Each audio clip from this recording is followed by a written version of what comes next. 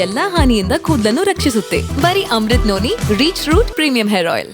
ನೋಡಿ, ಇಡೀ ಹಗರಣದ ಆರಂಭ ಆಗೋದೇ ವಸಂತ್ ನಗರ ಬ್ರಾಂಚ್ನಿಂದ ಎಂಜಿ ರೋಡ್ ಬ್ರಾಂಚ್ಗೆ ಬದಲಾಯಿಸೋದರ ಮೂಲಕ. ನಾನು ತಮ್ಮ ಮೂಲಕ ಸರ್ಕಾರಕ್ಕೆ ಪ್ರಶ್ನೆ ಮಾಡಲಿಕ್ಕೆ ಬಯಸ್ತೇನೆ. ಮಹರ್ಷಿ ವಾಲ್ಮೀಕಿ ಅಭಿವೃದ್ಧಿ ನಿಗಮ ಇರೋದೇ ವಸಂತ್ ನಗರದಲ್ಲಿ. Branch walkable distance. ಯಾಕೆ ನೀವು ಎಂಜಿ ರಸ್ತೆಯ ಯೂನಿಯನ್ ಬ್ಯಾಂಕಿಗೆ ಬದಲಾಯಿಸಿದ್ರಿ? ಎರಡನೇದು, ನಿಗಮದ ಬೇರೆ ಬೇರೆ ಖಾತೆಯಲ್ಲಿದ್ದಂಥ ಹಣವನ್ನು ಆ ಯೂನಿಯನ್ ಬ್ಯಾಂಕ್ ಖಾತೆಗೆ ಯಾಕೆ ವರ್ಗಾಯಿಸಿದ್ರಿ ಹಣವನ್ನು? ಮೊದಲು ಬ್ರಾಂಚನ್ನು ಬದಲಾಯಿಸೋದು, ಎರಡನೇದು ವಿವಿಧ ಮಹರ್ಷಿ ವಾಲ್ಮೀಕಿ ನಿಗಮದ ವಿವಿಧ ಖಾತೆಯಲ್ಲಿದ್ದಂಥ ಹಣವನ್ನು ಅಲ್ಲಿಗೆ ಟ್ರಾನ್ಸ್ಫರ್ ಮಾಡೋದು. ಯಾಕೆ ಬದಲಾಯಿಸಿದ್ರಿ? ಮೂರನೇದು, ಯೂನಿಯನ್ ಬ್ಯಾಂಕಿನಿಂದ ರತ್ನಾಕರ್ ಬ್ಯಾಂಕ್ ಲಿಮಿಟೆಡ್ ಹೈದರಾಬಾದಿಗೆ ಹಣ ಹೋಗಿದೆ. ಅಲ್ಲಿಂದ ಫಸ್ಟ್ ಕ್ರೆಡಿಟ್ ಕೋಆಪರೇಟಿವ್ ಸೊಸೈಟಿಗೆ ಅಲ್ಲಿಗೆ ಟ್ರಾನ್ಸ್ಫರ್ ಆಗಿದೆ. First credit cooperative society, first credit cooperative bank. First credit cooperative ಬ್ಯಾಂಕ್ನಲ್ಲಿ ಬೇರೆ ಬೇರೆ ಖಾತೆಗಳನ್ನು ತೆರೆದು ಆ ಖಾತೆಗೆ ಹಣ ವರ್ಗಾವಣೆ ಮಾಡಿಕೊಂಡು ಡ್ರಾ ಮಾಡ್ಕೊಂಡಿದ್ದಾರೆ. ಇಷ್ಟೆಲ್ಲ ಆದಮೇಲೆ ಸರ್ಕಾರಕ್ಕೆ ಇದೊಂದು ಗಂಭೀರ ಪ್ರಕರಣ ಅಂತ ಅನ್ನಿಸ್ತಾ ಇಲ್ಲ.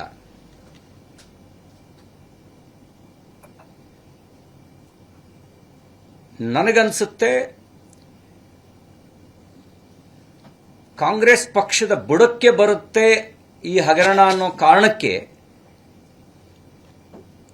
ಇದು ಗಂಭೀರ ಅಲ್ಲ ಅಂತ ತೇಲಿಸುವ ರೀತಿಯಲ್ಲಿ ಸರ್ಕಾರ ವ್ಯವಹರಿಸ್ತಾ ಇದೆ.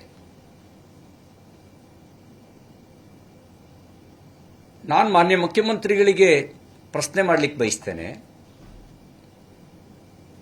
ಡೆತ್ ನೋಟ್ನಲ್ಲಿ ಸಚಿವರ ಮೌಖಿಕ ಸೂಚನೆ ಜೊತೆಗೆ 3 ಜನ ಅಧಿಕಾರಿಗಳ ಹೆಸರು, ಜೊತೆಗೆ ಇನ್ನೊಬ್ಬ ಎನ್ ನಾಗರಾಜ್ ಅನ್ನೋ ಹೆಸರು, 3 ಜನ ಪದ್ಮನಾಭ್, ಪರಶುರಾಮು, ಸುಚಿಸ್ಮಿತಾ ಹೆಸರು ಜೊತೆಗೆ ಎನ್ ನಾಗರಾಜು. ನಾನು ಅವತ್ತು ಪ್ರಶ್ನೆ ಮಾಡಿದ್ದೆ, ಹೂ ಈಸ್ ಎನ್ ನಾಗರಾಜ್ ಯಾರು ಅನ್ನೋ ಪ್ರಶ್ನೆಯನ್ನ ಮಾಡಿದ್ದೆ. ಸಚಿವರ ಮೌಖಿಕ ಸೂಚನೆಗಿಂತ ಸಾಕ್ಷಿ ಬೇಕಾ? ಸಚಿವರ ಮೌಖಿಕ ಸೂಚನೆ ಅಂತ ಹೇಳಿರೋದಕ್ಕಿಂತ ಸಾಕ್ಷಿ ಬೇಕಾ? ಇಷ್ಟು ದೊಡ್ಡ ಹಗರಣವಾದರೂ ಕೂಡ ಸಿಬಿಐಗೆ ಯಾಕಿನ್ನೂ ಕೊಟ್ಟಿಲ್ಲ? ಇಷ್ಟು ದೊಡ್ಡ ಹಗರಣವಾದರೂ ನಿಮ್ಮ ಸಚಿವರನ್ನು ಯಾಕೆ ನೀವು ವಜಾ ಮಾಡಿಲ್ಲ? ನಾಗೇಂದ್ರ ಅವರನ್ನು ಯಾಕಿನ್ನೂ ವಜಾ ಮಾಡಿಲ್ಲ? ಈ ಪ್ರಶ್ನೆಗೆ ಮಾನ್ಯ ಮುಖ್ಯಮಂತ್ರಿಗಳೇ ಉತ್ತರಿಸಬೇಕು. ನಮಗೆ ಒಂದು ಅನುಮಾನ ಇದೆ. ಈಗ ಬಯಲಿಗೆ ಬಂದಿರೋದು ಮಹರ್ಷಿ ವಾಲ್ಮೀಕಿ ಅಭಿವೃದ್ಧಿ ನಿಗಮದ ಹಗರಣಗಳು. ಉಳಿದ ನಿಗಮಗಳಲ್ಲೂ ಕೂಡ ಈ ರೀತಿಯ ಹಗರಣ ಆಗಿರುವ ಸಾಧ್ಯತೆಗಳಿದ್ದಾವೆ. ಹಾಗಾಗಿ ಎಲ್ಲ ಅಭಿವೃದ್ಧಿ ನಿಗಮಗಳ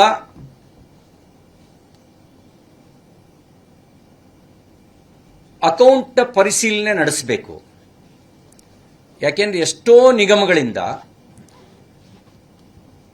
ವರ್ಷ 2-3 ವರ್ಷ ಆದರೂ ಫಲಾನುಭವಿಗಳಿಗೆ ಬೋರ್ವೆಲ್ ಕೊರದಿಲ್ಲ, ಅವರಿಗೆ ಬರಬೇಕಾದಂಥ ಸಬ್ಸಿಡಿ ಹಣ ಬಂದಿಲ್ಲ, ವೈಯಕ್ತಿಕ ಸಾಲ ಸೌಲಭ್ಯದ ಆಯ್ಕೆ ಆಗಿದೆ, ಆದರೆ ಸಾಲ ಸೌಲಭ್ಯ ತಲುಪಿಲ್ಲ. ಭೂ ಒಡೆತನ ಯೋಜನೆಯಲ್ಲಿ ಆಯ್ಕೆ ಆಗಿದೆ, ಆದರೆ ಸಹಾಯಧನ ಇನ್ನೂ ಅವ್ರ ಖಾತೆಗೆ ಟ್ರಾನ್ಸ್ಫರ್ ಆಗಿಲ್ಲ. ಆ ಎಲ್ಲ ಹಣ ಈ ರೀತಿ ನಕಲಿ ಖಾತೆಗಳ ಪಾಲಾಗಿರುವ ಸಾಧ್ಯತೆಗಳಿದ್ದಾವೆ. ಹಾಗಾಗಿ ಹಿಂದೆ ಕಳೆದ ವರ್ಷ ಬೋವಿ ಅಭಿವೃದ್ಧಿ ನಿಗಮದಲ್ಲಿ ಈ ರೀತಿ ಹಗರಣ ಆಗಿತ್ತು. ಎಚ್ಚೆತ್ತುಕೊಳ್ಳದೇ ಇದ್ದ ಪರಿಣಾಮ ಇದು ಚಂದ್ರಶೇಖರ್ ಸಾವಿಗೆ ಕಾರಣ ಆಗಿದೆ. ಇನ್ನು ಉಳಿದ ಅಭಿವೃದ್ಧಿ ನಿಗಮದಲ್ಲೂ ಈ ರೀತಿ ಹಗರಣಗಳಾಗಿರುವಂಥ ಸಾಧ್ಯತೆಗಳಿದ್ದಾವೆ. ಹಾಗಾಗಿ ಎಲ್ಲವನ್ನೂ ಕೂಡ ಸಮಗ್ರ ತನಿಖೆಗೆ ಒಳಪಡಿಸಬೇಕು ಅಂತ ಆಗ್ರಹಿಸ್ತೇನೆ. ಈ ಮಹರ್ಷಿ ವಾಲ್ಮೀಕಿ ಅಭಿವೃದ್ಧಿ ನಿಗಮದ ಹಗರಣ ಅಂತಾರಾಜ್ಯ ಹಗರಣ, ಬಹುಕೋಟಿ ಹಗರಣ ಮತ್ತು ಬೇಲಿಯೇ ಎದ್ದು ಹೊಲಮೇಯ್ದಿರುವಂಥ ಪ್ರಕರಣ. ಬೇಲಿಯೇ ಎದ್ದು ಹೊಲಮೇಯ್ದಿರೋ ಪ್ರಕರಣ ಆಗಿರೋದ್ರಿಂದ ತಪ್ಪಿತಸ್ಥರಿಗೆ ಶಿಕ್ಷೆ ಕೊಡೋರು ಯಾರು? ನೀವಾದರೂ ಮೊದಲ ದಿನದಿಂದಲೂ ಇದು ಒಂದು ಪ್ರಕರಣವೇ ಅಲ್ಲ ಅನ್ನೋ ರೀತಿಯಲ್ಲಿ ವರ್ತನೆ ಮಾಡ್ತಾ ಇದ್ದೀರಿ. ಹಾಗಾಗಿ ತಕ್ಷಣ ಇದನ್ನು ಸಿಬಿಐಗೆ ವಶಕ್ಕೆ ಕೊಡಬೇಕು. ತಪ್ಪಿತಸ್ಥರು ದೇಶ ಬಿಟ್ಟು ಹೋದ್ಮೇಲೆ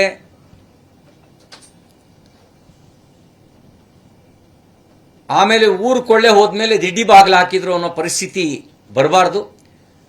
ಆ ಹಣ ರಿಕವರಿ ಮಾಡಬೇಕಾಗಿರೋದು ತುರ್ತು ಅವಶ್ಯಕತೆ ಇದೆ. ಹಾಗಾಗಿ ತಕ್ಷಣ ಇದನ್ನು ಸಿಬಿಐಗೆ ಪ್ರಕರಣವನ್ನು ವಹಿಸಬೇಕು ಅಂತ ನಾನು ಆಗ್ರಹಿಸ್ತೇನೆ. ನೀವು ನಾಗೇಂದ್ರ ಅವರನ್ನ ಇನ್ನೂ ಸಂಪುಟದಲ್ಲಿ ಇಟ್ಕೊಂಡಿರೋದನ್ನು ನೋಡಿದಾಗ ಅವತ್ತೂ ಸಂಶಯವನ್ನು ವ್ಯಕ್ತಪಡಿಸಿದ್ವಿ. ಇಡೀ ಹಣ ನೀವು ತೆಲಂಗಾಣ ಆಂಧ್ರ ಪ್ರದೇಶದ ಚುನಾವಣೆಗೆ ದುರ್ಬಳಕೆ ಮಾಡಿಕೊಂಡಿರುವ ಸಾಧ್ಯತೆಗಳಿದ್ದಾವೆ. ನಾಗೇಂದ್ರ ಅವ್ರ ಮೇಲೆ ಕ್ರಮ ತಗೊಂಡ್ರೆ ಎಲ್ಲಿ ಕಾಂಗ್ರೆಸ್ ಪಾರ್ಟಿ ಹೆಸರನ್ನು ಅವ್ರು ಹೇಳಿಬಿಡ್ತಾರನೋ ಅನ್ನೋ ಭಯ ನಿಮಗೆ ಕಾಡ್ತಾ ಇರಬಹುದು. ಅದಕ್ಕಾಗಿ ಅವರನ್ನು ರಕ್ಷಿಸುವಂಥ ಪ್ರಯತ್ನವನ್ನು ಮಾಡ್ತಾ ಇದ್ದೀರಿ ಅಂತ ನನಗೆ ಅನುಮಾನ ಇದೆ. ಮತ್ತು ನೀವು ಈಶ್ವರಪ್ಪನವ್ರ ಪ್ರಕರಣಕ್ಕೆ ಇದು ಭಿನ್ನ ಅಂತ ಹೇಳ್ತಾ ಇದ್ದೀರಿ. ಈಶ್ವರಪ್ಪನವ್ರ ಪ್ರಕರಣದ ಅವ್ರ ಮೇಲೆ ಇದ್ದಿದ್ದ ಆಪಾದನೆ ಆಧಾರವಿಲ್ಲದ ಆಪಾದನೆ. ಅವತ್ತು ಸಂತೋಷ್ ಪಾಟೀಲ್ಗೆ ವರ್ಕ್ ಆರ್ಡರ್ ಇರಲಿಲ್ಲ. ಅವನು ಯಾವ ಗ್ರಾಮಕ್ಕೆ ಕೆಲಸ ಮಾಡಿದ್ದೀನಿ ಅಂತ ಹೇಳಿದ್ದ ಆ ಗ್ರಾಮಕ್ಕೆ ಕಾಮಗಾರಿಯೇ ಮಂಜೂರಾಗಿರಲಿಲ್ಲ. ಕಾಮಗಾರಿಯೇ ಮಂಜೂರಾಗದೆ, ಏಜೆನ್ಸಿಯೇ ಫಿಕ್ಸ್ ಆಗದೆ, ಟೆಂಡರ್ನೇ ಕರಿದೆ, ಎಲ್1 ಯಾರು ಅಂತಾನೆ ಫಿಕ್ಸ್ ಆಗದೆ, ವರ್ಕ್ ಆರ್ಡರೇ ಕೊಡದೆ ಅವನು ಬಿಲ್ಲಿಗೆ ಡಿಮಾಂಡ್ ಮಾಡ್ತಿದ್ದ. ಬಿಲ್ ಕೊಟ್ಟಿದ್ರೆ ಅಪರಾಧ ಆಗ್ತಿತ್ತು. ಬಿಲ್ ಕೊಡದೇ ಇದ್ದ ಕಾರಣಕ್ಕೆ ಅವನು ಆತ್ಮಹತ್ಯೆ ಮಾಡಿಕೊಂಡ. ಬಿಲ್ ಕೊಟ್ರೆ ಅಪರಾಧ ಆಗ್ತಿತ್ತು. ಟೆಂಡರ್ ಕರೆದೆ, ಬಿಲ್ ಹೆಂಗೆ ಕೊಟ್ರಿ ಅಂತ ಪ್ರಶ್ನೆ ಮಾಡ್ತಿದ್ರಿ. ವರ್ಕ್ ಆರ್ಡರ್ ಇಶ್ಯೂ ಆಗದೆ ಹೆಂಗೆ ನೀವು ಹಣ ಕೊಟ್ರಿ ಅಂತ ಪ್ರಶ್ನೆ ಮಾಡ್ತಿದ್ರಿ. ಅದಕ್ಕೆ ನಾನು ಈ ಪ್ರಕರಣ ಇದು ಗಂಭೀರವಾದ ಪ್ರಕರಣ. ಅವತ್ತು ಆತ್ಮಹತ್ಯೆ ಮಾಡಿಕೊಂಡಿದ್ದು ಕೆಲಸ ಅಧಿಕೃತವಾಗಿ ವರ್ಕ್ ಆರ್ಡರ್ ಇಲ್ಲದೆ ಇರುವಂತ ಗುತ್ತಿಗೆದಾರ. ಇವತ್ತು ಆತ್ಮಹತ್ಯೆ ಮಾಡಿಕೊಂಡಿರೋದು ಮಹರ್ಷಿ ವಾಲ್ಮೀಕಿ ಅಭಿವೃದ್ಧಿ ನಿಗಮದ ಸೂಪರ್ಡೆಂಟು, ಅಧೀಕ್ಷಕ. ಅಷ್ಟು ಸ್ಪಷ್ಟವಾಗಿ ತನ್ನ 6 ಪುಟಗಳ ಡೆತ್ ನೋಟ್ನಲ್ಲಿ ಉಲ್ಲೇಖ ಮಾಡಿದ ನಂತರನೂ ಕೂಡ ನಿಮಗಿದು ಏನೂ ಅನಿಸಿಲ್ಲ ಅಂದರೆ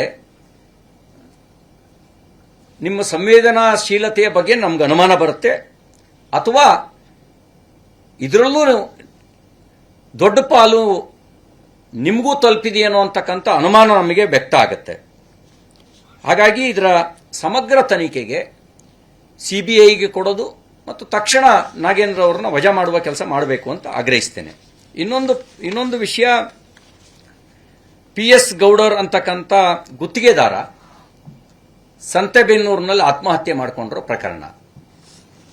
ನನಗೆ ಈಗಿರೋ ಮಾಹಿತಿ ಪ್ರಕಾರ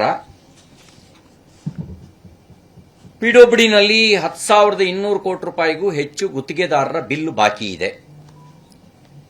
BBMPನಲ್ಲಿ 4,500 ಕೋಟಿ ರೂಪಾಯಿಗೂ ಹೆಚ್ಚಿನ ಮೊತ್ತದ ಬಿಲ್ ಬಾಕಿ ಇದೆ.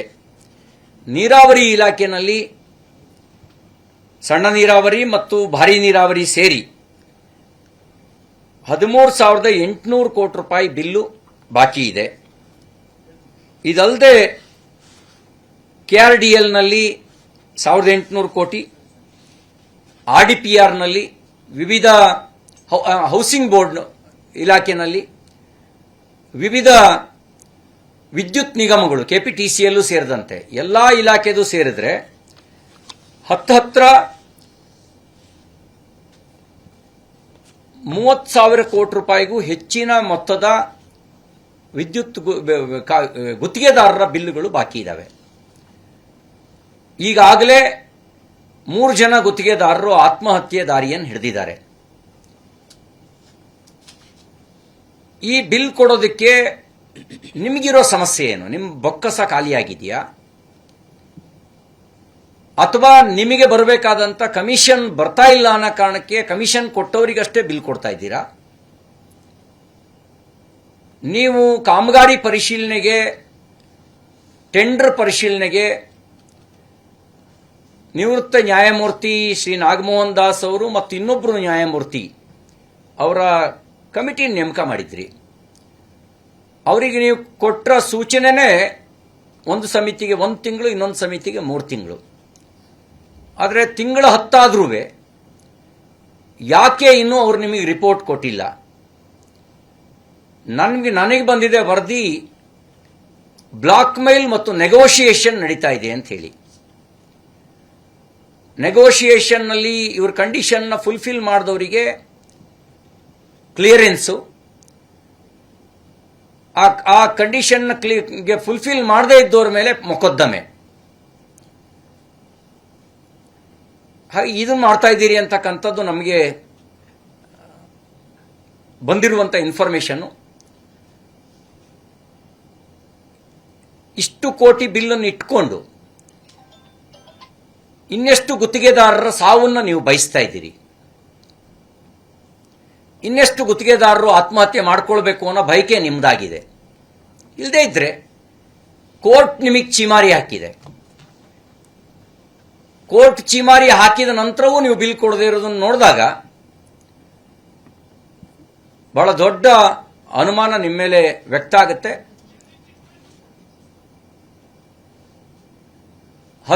ಆತ್ಮಹತ್ಯೆ ನಿಮ್ಮ ಸರ್ಕಾರದ ಸಾಧನೆ ಅಂತ ನೀವು ಭಾವಿಸಿದಂತೆ ಕಾಣುತ್ತೆ.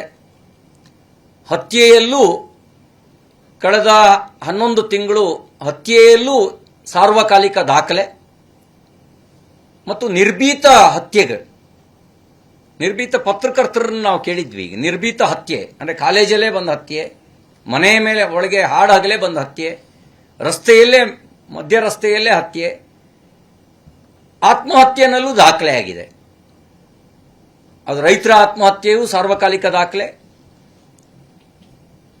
ಈ ಆತ್ಮಹತ್ಯೆಯಲ್ಲೂ ದಾಖಲೆಯೇ ನಿಮ್ಮ ಸಾಧನೆ ಅಂತ ನೀವು ಭಾವಿಸಿದಂತೆ ಕಾಣುತ್ತೆ. ಹೊಸ ಅಭಿವೃದ್ಧಿ ಯೋಜನೆಗಳನ್ನೇ ಕೈಗೆತ್ತಿಕೊಳ್ಳದೆ ಹಿಂದೆ ಕೆಲಸ ಮಾಡಿದ್ದಕ್ಕೂ ಅನುದಾನವನ್ನು ಬಿಡುಗಡೆ ಮಾಡದೆ. ನನ್ನ ಜೀವನದಲ್ಲಿ ನಾನು ಮಾತ್ರವಲ್ಲ, ನನ್ನ ಕೂದಲು ಕೂಡ ಆಗಿರ್ಬೇಕು ಸ್ಟ್ರಾಂಗ್ ಅಂಡ್ ಸ್ಟೈಲಿಶ್. ಬರೀ Amrut noni reach root premium hair oil ನೊಂದಿಗೆ. Reach root premium hair oil. ರಾಜ್ಯವನ್ನು ಯಾವ ಸ್ಥಿತಿಗೆ ತೆಗೆದುಕೊಂಡು ಹೋಗ್ತಾ ಇದ್ದೀರಿ ನೀವು?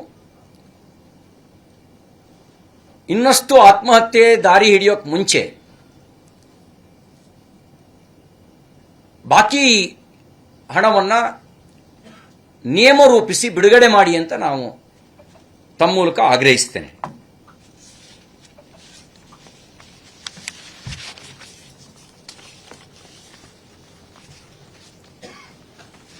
ಧನ್ಯವಾದಗಳು.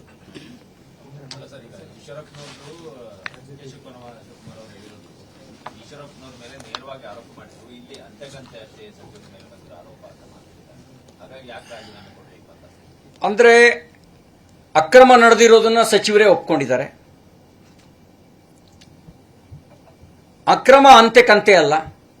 ಆತ್ಮಹತ್ಯೆ ಮಾಡಿಕೊಂಡ್ರು ಅಧಿಕಾರಿ, ಆತ್ಮಹತ್ಯೆ ಮಾಡಿಕೊಂಡ್ರು ಚಂದ್ರಶೇಖರನ್ ಅಧಿಕಾರಿ, ಅದು ಅಂತೆ ಅಲ್ಲ. ಅಲ್ಲಿ ಗುತ್ತಿಗೆದಾರನಿಗೆ ಗುತ್ತಿಗೆಯೇ ಕೆಲಸವೇ ಸ್ಯಾಂಕ್ಷನ್ ಆಗಿರಲಿಲ್ಲ. ಸಂತೋಷ್ ಪಾಟೀಲ್ಗೆ ವರ್ಕೇ ಸ್ಯಾಂಕ್ಷನ್ ಆಗಿರಲಿಲ್ಲ. ಕೆಲಸವೇ ಸ್ಯಾಂಕ್ಷನ್ ಆಗದೆ ಕೆಲಸ ಮಾಡಿದ್ದೀನಿ ಅಂತ ಹೇಳೋದೇ ಒಂದು ಅಪರಾಧ. ಸಾವಿಗೆ ಸಿಂಪತಿ ಇದೆ, ಯಾರೂ ಆತ್ಮಹತ್ಯೆ ಮಾಡ್ಕೊಳ್ಬಾರ್ದು. ಆದರೆ ಯಾವ ಮೂರ್ಖನು ವರ್ಕೇ ಸ್ಯಾಂಕ್ಷನ್ ಆಗದೆ ಕೆಲಸ ಮಾಡಲ್ಲ. ಮತ್ತು ಅವರಿಗೆ ನೀನು ಕೆಲಸ ಮಾಡುವಂತೆ ಮೌಖಿಕವಾಗಿ ಹೇಳಿದ್ರು, ಯಾರು ಹೇಳಿದ್ರು ಅನ್ನೋಕ್ಕೂ ದಾಖಲೆ ಇಲ್ಲ. ಈಶ್ವರಪ್ಪನವರ ಪ್ರಕರಣದಲ್ಲಿ ನ್ಯಾಯಾಲಯವೇ ಕ್ಲೀನ್ ಚಿಟ್ ಕೊಟ್ಟಿದೆ. ಅವರಿಗೆ ನ್ಯಾಯಾಲಯವೇ ಕ್ಲೀನ್ ಚಿಟ್ ಕೊಟ್ಟಿದೆ. ಅದು 4 ಕೋಟಿ ರೂಪಾಯಿ ಗುತ್ತಿಗೆ ಹಗರಣ, ಇದು 187 ಕೋಟಿ ರೂಪಾಯಿ ಹಗರಣ. ಅದು ಆಧಾರವಿಲ್ಲದೆ ಕೆಲಸ ಮಾಡಿದ್ದೀನಿ ಅಂತ ಹೇಳಿದ್ದಕ್ಕೆ ಕ್ಲೈಮ್ ಒಂದು. ಇಲ್ಲಿ ಆಧಾರ ಸಹಿತ ದಾಖಲೆಗಳಿದ್ದಾವೆ. ಹಣ ವರ್ಗಾವಣೆ ಆಗಿರೋದು, ನಕಲಿ ಖಾತೆಗಳಿಗೆ ಟ್ರಾನ್ಸ್ಫರ್ ಆಗಿರೋದು, ಹಣ ಡ್ರಾ ಮಾಡ್ಕೊಂಡಿರೋದು, ಎಲ್ಲದಕ್ಕೂ ಆಧಾರ ಇದೆ. ಚಂದ್ರಶೇಖರನ್ ಡೆತ್ ನೋಟ್ ಅಲ್ಲಿ ವಿವರಗಳಿದ್ದಾವೆ. ಪರಶುರಾಮ್ ಸ್ಟೇಟ್ಮೆಂಟ್ ನಲ್ಲಿ ಮೌಖಿಕವಾಗಿ ಸಚಿವರ ಸೂಚನೆ ಅಂತ ಹೇಳಿದ್ದಾರೆ.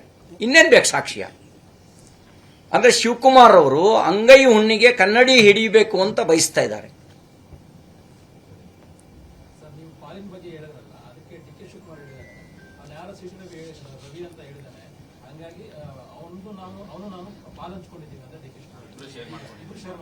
ಏನಾಗಿದೆ, ಡಿ ಕೆ ಶಿವಕುಮಾರ್ ಅವರು ಡೆಪ್ಟಿ ಸಿಎಂ ಅನ್ನೋದನ್ನು ಮರ್ತಿದ್ದಾರೆ. ಅವ್ರ ಹೇಳಿಕೆಗಳು ಆ ದಿನಗಳ ಗುಂಗಿನಲ್ಲೇ ಹೇಳಿಕೆ ಕೊಡ್ತಾರೆ. ಅದೇ ಸಮಸ್ಯೆ. ಆ ದಿನಗಳ ಗುಂಗಿನಿಂದ ಹೊರಗೆ ಬರಬೇಕು ಅವರು. ಆ ದಿನಗಳ ಗುಂಗಿನಿಂದ ಹೊರಗೆ ಬಂದು ತಾನೊಬ್ಬ ಉಪಮುಖ್ಯಮಂತ್ರಿ, ಭವಿಷ್ಯದಲ್ಲಿ ಮುಖ್ಯಮಂತ್ರಿ ಆಗಬೇಕು ಅಂತ ಕನಸು ಕಾಣ್ತಾ ಇರೋರು. ಆ ಕನಸು ಕಾಣ್ತಿರೋರು ಜವಾಬ್ದಾರಿಯಿಂದ ಹೇಳಿಕೆ ಕೊಡಬೇಕು. ಇಷ್ಟೆಲ್ಲ ಹಗರಣ ಆದರೂ ಹಗರಣನೇ ಆಗಿಲ್ಲ ಅಂತ ಅನ್ನೋದು ಅಂದ್ರೆ ಇವರಿಗೆ ಇನ್ನೆಷ್ಟು ಮಾಡಿರ್ಬೋದು ಇವರಿಗೆ ಅಂತ. 187 ಕೋಟಿ ದೊಡ್ಡ ಹಗರಣ ಅಂತ ಅನಿಸ್ತಾ ಇದ್ರೆ ಇನ್ನೆಷ್ಟು 1000 ಕೋಟಿ ಹಗರಣ ಮಾಡಿರ್ಬೋದು ಅಂತ ಅನುಮಾನ ಬರುತ್ತೆ ನಮಗೆ. ಗಂಭೀರವಲ್ಲದ ಮತ್ತು ಯಾವುದೇ ಶುದ್ಧ ದಾಖಲೆಗಳಿಂದ ಸಾಕ್ಷಿ ಇಲ್ಲದ ಪ್ರಕರಣ ಆಗಿತ್ತು ಈಶ್ವರಪ್ಪ. ಹಾಗಾಗಿ ಯಾಕೆ ಅವರು ರಾಜೀನಾಮೆ ಪಡೆದರು?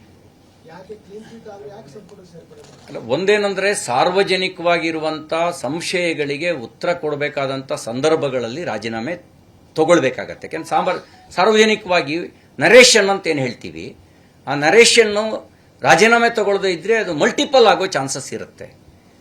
ಅಲ್ಲಿ ಬಹಳ ಸ್ಪಷ್ಟ ನೋಡಿ. ಸಂತೋಷ್ ಪಾಟೀಲ್ ಆತ್ಮಹತ್ಯೆ ಮಾಡ್ಕೊಂಡ್ರು. ಅವ್ರಿಗೆ ಯಾರು ಸೂಚನೆ ಕೊಟ್ಟಿದ್ರು ನೀವು ಕೆಲಸ ಮಾಡಿ ಅಂತ ಹೇಳಿ? ಯಾವ್ದಾದ್ರು ಆದೇಶ ಇತ್ತಾ? ಇಲ್ಲ.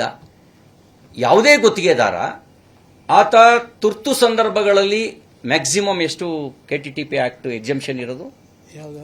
ಕೆಟಿಟಿಪಿ ಆಕ್ಟಿಗೆ ಎಕ್ಸೆಂಪ್ಷನ್ ಇರೋದು 50,000, 5 ಲಕ್ಷ.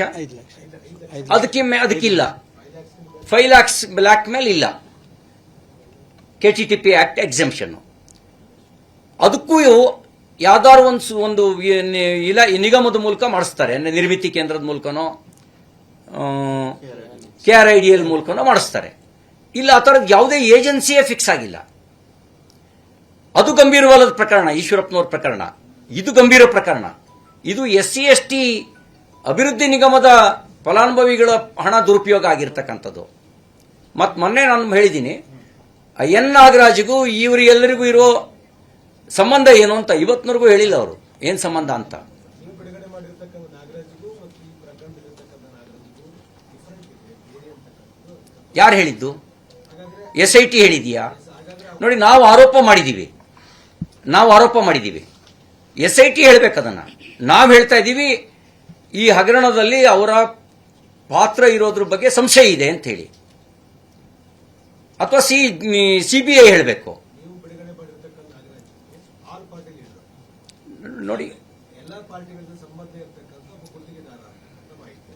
ಮತ್ತು CID ಆಲ್ರೆಡಿ ಇನ್ಕ್ವೈರಿ ಮಾಡಿರ್ತಕ್ಕಂಥ ಎನ್ ನಾಗರಾಜ್ ಇದ್ದಾರೆ, ಕಚೇರಿ ಸಹಾಯಕ, ಅವ್ರು ಇನ್ಕ್ವೈರಿ ಮಾಡಿ ಡಿಫರೆಂಟ್ ಇದೆ. ಬಟ್ ಅದರಲ್ಲಿ ಕಚೇರಿ ಸಹಾಯಕ ಅಂತ ಉಲ್ಲೇಖ ಮಾಡಿಲ್ಲ. ಕಚೇರಿಯ ಸಿಬ್ಬಂದಿ ಅಂತ ಹೇಳಿದ್ದಾರೆ. ಅದ್ರಲ್ಲಿ ಉಲ್ಲೇಖ ಮಾಡಿಲ್ಲ. ಅದ್ರ ಡೆತ್ ನೋಟ್ನಲ್ಲಿ ಉಲ್ಲೇಖ ಮಾಡಿಲ್ಲ. ಅದನ್ನು ಉಲ್ಲೇಖ ಮಾಡಿಲ್ಲ ಡೆತ್ ನೋಟ್ನಲ್ಲಿ. ನಾವು ಸಂಶಯ ವ್ಯಕ್ತಪಡಿಸಿದ್ದೇವೆ. ಈಗ ಏನೂ ನಡೆದೇ ಇಲ್ಲ ಅಂತ ಹೇಳ್ತಾ ಇದ್ರಲ್ಲ ಇವರು ನಿನ್ನೆ ಮೊನ್ನೆವರೆಗೂ. ಈಗ ಒಪ್ಕೊಂಡಿದಾರಲ್ಲ. ಇದುವರೆಗೂ ಅವ್ರಿಗೆ ವಾಪಸ್ ಬಂದಿರೋದು ಈ 5 ಕೋಟಿ ಮಾತ್ರ ಹಣ. 5 ಕೋಟಿ ತಂದ್ಕೊಟ್ಟವನು ಯಾರು? ಅನುಕ್ಷಣದ ಸುದ್ದಿಗಳಿಗಾಗಿ ವಿಸ್ತಾರ ನ್ಯೂಸ್ ಯೂಟ್ಯೂಬ್ ಚಾನೆಲ್ ಸಬ್ಸ್ಕ್ರೈಬ್ ಮಾಡಿ. ಹೊಸ ಸುದ್ದಿಗಳ ನೋಟಿಫಿಕೇಶನ್ಗಾಗಿ ಬೆಲ್ ಐಕಾನ್ ಕ್ಲಿಕ್ ಮಾಡಿ. ಲೇಟೆಸ್ಟ್ ಅಪ್ಡೇಟ್ಸ್ಗಾಗಿ www.vistaranews.com ವೆಬ್ಸೈಟ್ಗೆ ವಿಸಿಟ್ ಮಾಡಿ. ಅಂಗೈಯಲ್ಲೇ ಜಗತ್ತಿನ ಸುದ್ದಿ ತಿಳಿಯಲು ವಿಸ್ತಾರ ನ್ಯೂಸ್ ಕನ್ನಡ ಆಪ್ ಡೌನ್ಲೋಡ್ ಮಾಡಿ.